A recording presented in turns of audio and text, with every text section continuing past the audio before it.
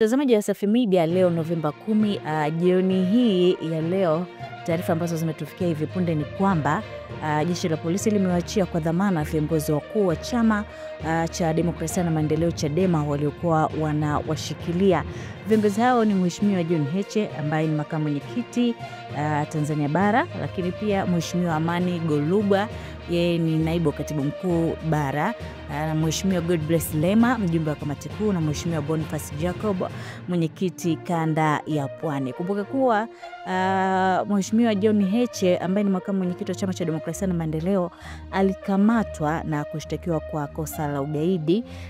lakini hawa viongozi wengine waliosalia, ni juzi tu hapa jeshi la polisi lilitoa listi ya watu takribani 10 ambao walikuwa wanatafutwa na jeshi la polisi kwa tuhuma za kuratibu vurugu zilizotokea siku ya uchaguzi mkuu siku ya Oktoba 29, 2025. Na katika hiyo listi ya watu 10 alikuwepo Amani Golugwa, alikuwepo Godbless Lema, alikuwepo Boniface Jacob ambaye ni mwenyekiti kanda ya Pwani, na wengine akiwepo pia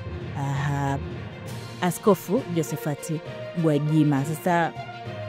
hao viongozi wa Chadema walifanikiwa kukamatwa, lakini jioni ya leo taarifa ambazo zimetoka kwenye ukurasa rasmi wa chama cha Demokrasia na Maendeleo Chadema ni kwamba viongozi wote wa chama cha Demokrasia na Maendeleo Chadema wameachiliwa huru kwa dhamana hadi Mheshimiwa John Heche ambaye alikamatwa mwanzoni kabisa kabla ya hao wengine wote. Mimi nikusihi mtazamaji wa Wasafi Media, endelea kuwa karibu nasi, tunaendelea kufuatilia kwa karibu na tutakuletea habari zenye ujazo kamili kuhusiana na kuachiwa huru kwa hawa viongozi wa chama cha Demokrasia na Maendeleo Chadema. Mimi naitwa Nezia Morris na hii ni Wasafi Media.